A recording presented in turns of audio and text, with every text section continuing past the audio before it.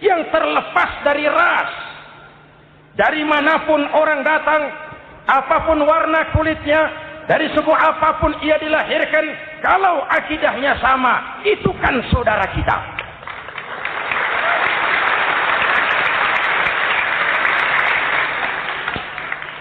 Seperti di masjid, kita tidak peduli dari mana kita datang. Yang datang dari kidul, madhab ngulon mang. Yang datang dari sebelah lor, madhab ngulon mang. Yang datang dari sebelah wetan, madhab kulon mang. Yang datang dari kulon, madhab ngulon.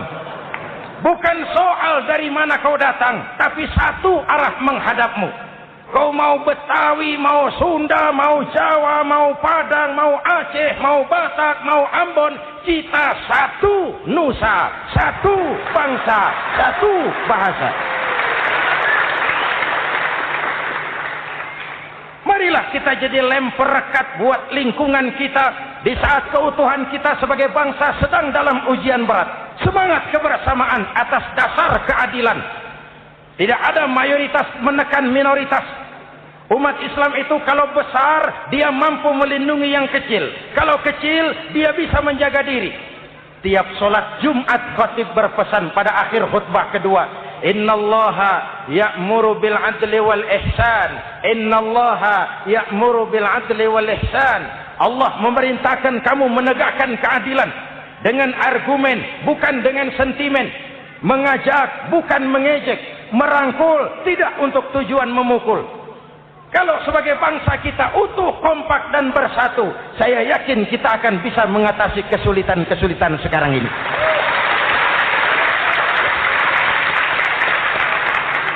Kan kita prihatin kadang-kadang tawuran antar desa, antar RT, antar RW, antar kecamatan, sampai antar elit di atas.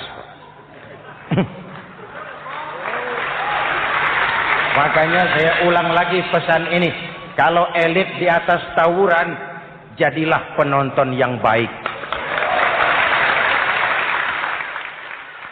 Saudara-saudara kaum muslimin yang saya cintai, kita prihatin. Kita seakan tercabut dari akar budaya kita sebagai bangsa. Kenapa kita yang berfalsafahkan Pancasila? Kenapa kita yang berketuhanan yang Maha Esa tiba-tiba jadi beringas dan brutal? Ada maling ayam ketangkap, disiram bensin, dibakar hidup-hidup. Kok kita bisa begitu? Street justice, pengadilan jalanan mulai tegak. Iyalah kita tidak puas dengan kerja aparat kita, tapi jangan main hakim sendiri. Ini negara, bukan hutan.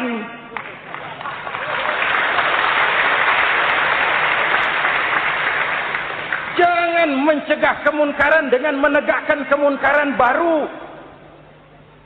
Oleh hal-hal yang sepele, yang mestinya kita bisa mencari jalan keluar dengan baik. Ayo, luruskan saf, rapatkan barisan, satukan langkah, tautkan hati. Kita satu umat yang satu, diikat oleh Al-Quran. Hanya dengan kebersamaan kita akan mampu menata hari esok yang lebih baik atas dasar keadilan dan kebenaran. Dulu Muhammad Toha teriak takbir ngadepi Belanda. Bung Tomo teriak takbir ngadepi Belanda. Ayeuna takbir ngadepi batur sadulur salembur. Nanaonan.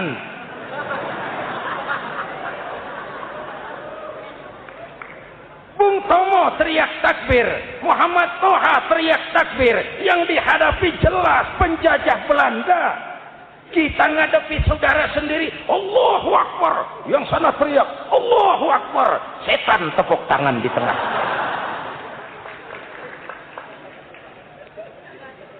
Yuk kita rukun yuk, kita kompak yuk, kita bersatu yuk, kita pulang yuk.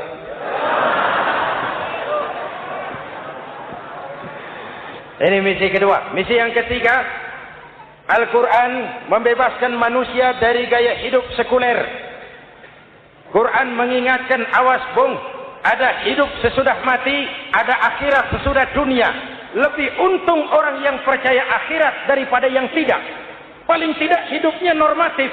Contoh, saudara yakin akhirat ada, lalu saudara hidup baik-baik, menjauhi yang munkar, meninggalkan yang haram, saudara sujud, puasa, jihad, lalu saudara mati.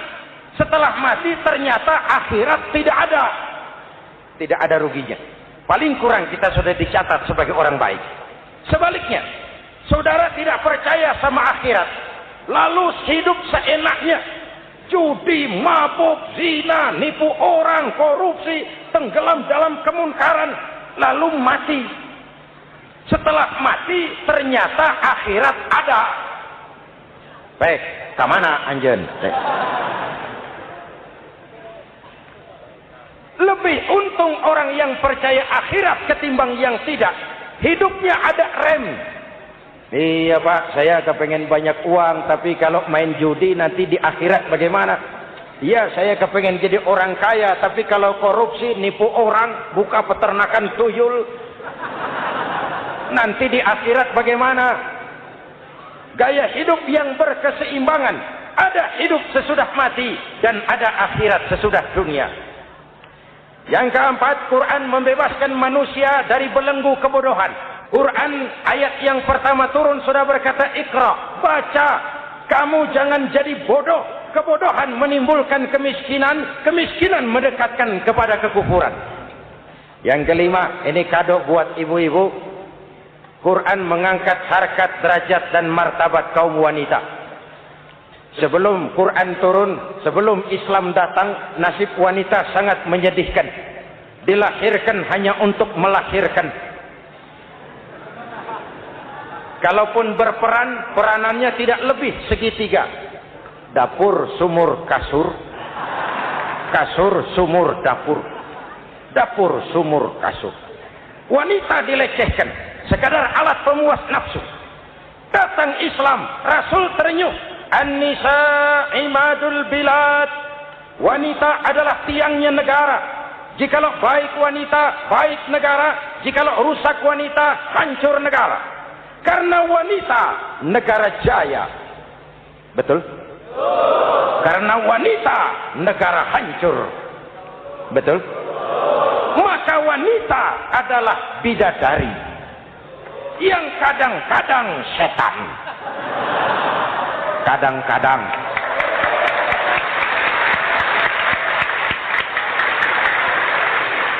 Ini yang hadir di sini bidadari semua. Ibu bapak, saudara-saudara hadirin yang saya hormati. Lalu bagaimana sikap kita terhadap Al-Quran? Quran sendiri menjelaskan, "Thumma awrasnal kitaba allazina istafaina min ibadina." Kemudian kami wariskan kitab Al-Quran yang kami pilih buat hamba-hamba kami yang terpilih. Luar biasa. Umatnya umat pilihan. Rasulnya Rasul pilihan, kitabnya pun kitab pilihan. Kami wariskan Al-Quran kepada hamba-hamba kami yang kami pilih. Bagaimana sikap mereka setelah menerima Al-Quran? Terbagi tiga. Pertama, faminhum zalimun linafsihi. Di antara mereka ada yang setelah menerima Al-Quran lalu zalim kepada dirinya sendiri. Diterimanya Al-Quran dengan lidahnya, tapi ditolak dengan perbuatannya. Mulutnya menjunjung Al-Quran, perbuatannya menginjak Al-Quran. Quran bilang ke barat, dia pergi ke timur. Quran bilang ke selatan, dia berangkat ke utara. Quran bilang haram, dia terjang. Quran bilang halal, dia tidak mau. Orang seperti itu tidak zalim kepada Allah, tapi zalim kepada dirinya sendiri. Apa kalau kita tidak sholat, Allah rugi? Apa kalau kita tidak bayar zakat, Tuhan bangkrut? Apa kalau sedunia tidak ada yang sujud, Tuhan berhenti jadi Tuhan? Kita mau lakon apa, Allah tetap Allah. Kau mau jadi orang baik-baik, mau jadi bajingan paling tengik, mau jadi orang soleh, mau jadi orang salah, Allah tetap Allah. Kita hanya zalim kepada diri kita sendiri. Ini kelompok pertama, menerima Quran dengan ucapannya, tapi menolak dalam perbuatannya. Mudah-mudahan kita yang termasuk golongan ini. Amin. Yang kedua, wa minhum muqtasid. Di antara mereka ada yang menerima Quran 50-50. Separuh-separuh. Yang enak dilaksanakan, yang berat ditinggal. Padahal pada sisi lain Quran mengajarkan masuklah ke dalam Islam secara total, kafah, jangan separuh-separuh.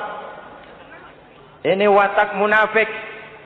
Kalau dilihat Islam menguntungkan, rame-rame teriak Islam. Ketika diminta berjihad, diminta berkorban, diminta zakat, rame-rame mengundurkan diri. Saya bangkrut Pak, saya miskin Pak, saya pailit Pak. Mental itu dalam awal-awal Baqarah dijelaskan. Kullama adha'a lahum mashaw fi wa idza adlama 'alaihim qamu. Kalau terang mereka berangkat, kalau gelap mereka mandek. Itu ciri orang munafik beragama. Kalau Islam menguntungkan, rame-rame teriak Islam. Ketika diminta berjihad, berkorban, berjuang, rame-rame mengundurkan diri. Muqtasid. Golongan yang ketiga, ini yang ideal.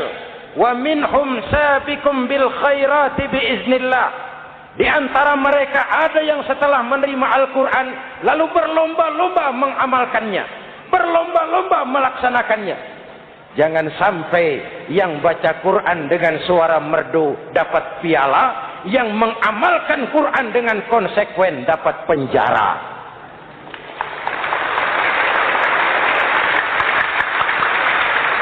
Itu ironi, itu menyedihkan, itu memilukan, dan itu memalukan.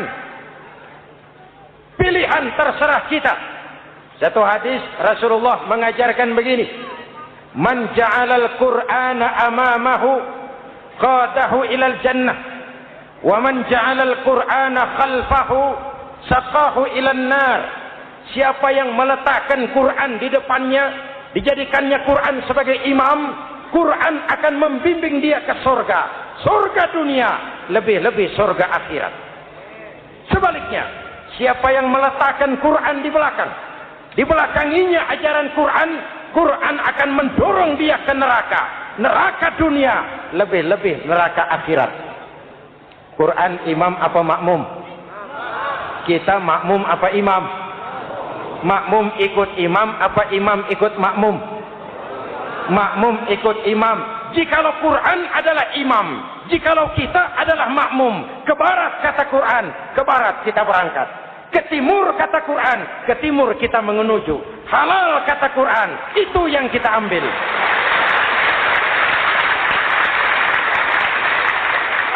Mari kita jadikan Ramadan sebagai bulan di mana sedikit demi sedikit kita berupaya kembali menjadi generasi yang Qurani. Rasulullah pernah ditanya, kalau Tuhan wafat ya Rasul, kemana kami minta nasihat? Aku tinggalkan kamu dua nasihat. Satu yang diam saja, satu yang bisa bicara. Yang bisa bicara apa ya Rasul? Al-Quran. Minta nasihat Quran. Yang diam saja apa ya Rasul? Maut. Dalam hidup ada dua nasihat. Nasihat yang bisa bicara, Al-Quran. Nasihat yang diam saja, maut. Mau dagang, minta nasihat Quran. Mau bertetangga, minta nasihat Quran. Itu nasihat. Nasihat yang kedua, diam saja, tahu-tahu datang maut. Makanya anggap ini Ramadan terakhir yang diberikan Allah kepada kita. Karena tahun depan tidak ada jaminan kita bertemu Ramadan. Manfaatkan 10 yang akhir untuk meningkatkan nilai ibadah kita kepada Allah Subhanahu wa taala. Hadirin, kita sudah mendekati akhir, saya akan baca doa. Mari kita Fatihah. Semoga kita semua dalam perlindungan Allah. Ala hadhihi niyyah wa ila hadratin Nabi. Al-Fatihah. Siratal ladzina an'amta 'alaihim ghairil maghdubi 'alaihim waladdallin. Amin.